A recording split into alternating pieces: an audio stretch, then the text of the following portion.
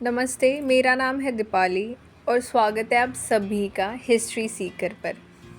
आज हम बात करने वाले हैं भगत सिंह की ज़िंदगी के वो आखिरी 12 घंटों के बारे में। तो चलिए शुरू करते हैं। लाहौर सेंट्रल जेल में 23 मार्च 1931 की शुरुआत किसी और दिन की तरह ही हुई थी। फ़र्क सिर्फ इतना था कि सुबह सुबह ज़ोर की आंधी आई थी। लेकिन जेल के कैदियों को थोड़ा अजीब सा तो लगा जब 4 बजे ही वार्डन चरत सिंह ने उनसे आकर कहा कि वो अपनी अपनी कोठरियों में चले जाएं। उन्होंने कारण तो नहीं बताया। उनके मुंह से सिर्फ ये निकला कि आदेश ऊपर से है। अभी कैदी सोच ही रहे थे कि माजरा क्या है। जेल का नाई बरकत हर कमरे के सामने से फुसफुसाते हुए गुजरा कि आज रात भगत सिंह, राजगुरु और सुखदेव को फांसी दी जाने वाली है। उस क्षण की निश्चिंतता ने उनको झकझोर कर रख दिया। कैदियों ने बरकत से मनुहार की कि वो फांसी के बाद भगत सिंह की कोई भी चीज़ जैसे पेन, कंघा या घड़ी उन्हें ला कर दें, ताकि वो अपने पोते पोतियों को बता सके कि कभी वो भगत सिंह के साथ जेल में बंद थे। अब सब कैदी चुप हो चले थे। उनकी निगाहें उनकी कोठरी से गुजरने वाले रास्ते पर लगी हुई थी। भगत सिंह और उनके साथी फांसी पर लटकाए जाने के लिए उसी रास्ते से गुजरने वाले थे।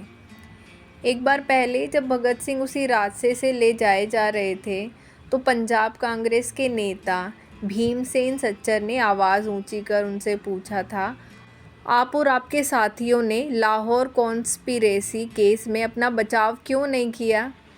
भगत सिंह का जवाब था, इनकलाबियों को मरना ही होता है, क्योंकि उनके मरने से ही उनका अभियान मजबूत होता है, अदालत में अपील से नहीं।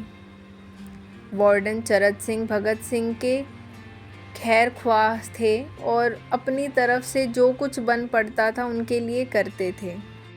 उनकी वजह से ही लाहौर की द्वारका दास लाइब्रेरी से भगत सिंह के लिए किताबें निकलकर जेल के अंदर आ पाती थी। भगत सिंह और उनके साथियों को वक्त से 12 घंटे पहले ही फांसी दी जा रही थी। अगले दिन सुबह 6 बजे की बजाय उन्हें उसी शाम 7 बजे फांसी पर चढ़ा दिया जाएगा। भगत सिंह ने जेल के मुस्लिम सफाई कर्मचारी बेब से अनुरोध किया था कि वो उनके लिए उनको फांसी दिए जाने से एक दिन पहले शाम को अपने घर से खाना लाएं। लेकिन बेब भगत सिंह की इच्छा पूरी नहीं कर सके, क्योंकि भगत सिंह को 12 घंटे पहले फांसी देने का फैसला ले लिया गया और बेब जेल के गेट के अंदर ही नहीं घुस पाए।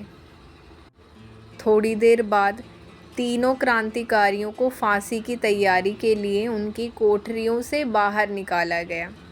भगत सिंह, राजगुरु और सुखदेव ने अपने हाथ जोड़े और अपना प्रिय आज़ादी गीत गाने लगे। कभी वो दिन भी आएगा कि जब आज़ाद हम होंगे, ये अपनी ही ज़मीं होगी, ये अपना आसमां होगा। फिर इन तीनों का एक एक करके वज़न लिया गया। सबके वज़न बढ़ गए थे। इन सबसे कहा गया कि अपना आखिरी स्नान करें। फिर उनको काले कपड़े पहनाए गए, लेकिन उनके चेहरे खुले रहने दिए गए। चरत सिंह ने भगत सिंह के कान में फुसफुसाकर कहा कि वाहे गुरु को याद करें। भगत सिंह बोले, पूरी ज़िंदगी मैंने ईश्वर को याद नहीं किया। असल में मैंने कई बार गरीबों के कलेश के लिए ईश्वर को कोसा भी है। अगर मैं अब उनसे माफ़ी मांगूं तो वो कहेंगे कि इससे बड़ा डरपोक कोई नहीं है। इसका अंत नज़दीक आ रहा है, इसलिए माफ़ी मांगने आया है। जैसे ही जेल की घड़ी में 6 बजाया, कैदियों ने दूर से आती कुछ पदचापें सुन ली। उनके साथ भारी बूटों के ज़मीन पर पड़ने की आवाज़ भी आ रही थी। साथ में एक गाने का भी दबा सुर सुनाई दे रहा था, सरफरोशी की तमन्ना अब हमारे दिल में है। सभी को अचानक ज़ोर ज़ोर से इनकलाब जिंदाबाद और हिंदुस्तान आज़ाद हो के नारे सुनाई देने लगे। फांसी का तख्ता पुराना था, लेकिन फांसी देने वाला काफ़ी तंदुरुस्त। फांसी देने के लिए मसीही जल्लाद को लाहौर के पास शाहदरा से बुलवाया गया था।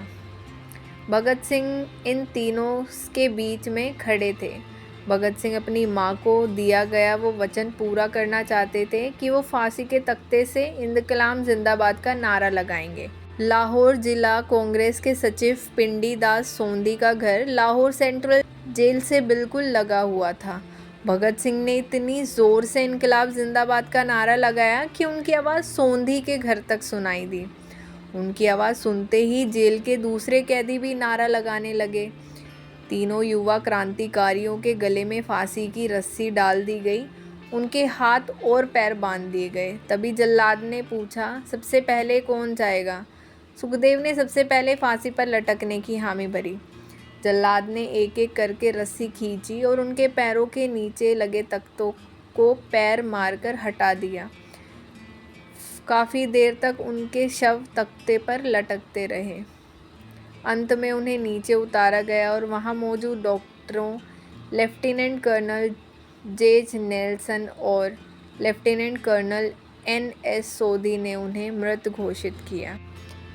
किसी को अंदाज़ा नहीं था इस बात का कि 16 साल बाद उनकी शहादत भारत में ब्रिटिश साम्राज्य के अंत का एक कारण साबित होगी और भारत की ज़मीन से सभी ब्रिटिश सैनिक हमेशा के लिए चले जाएंगे।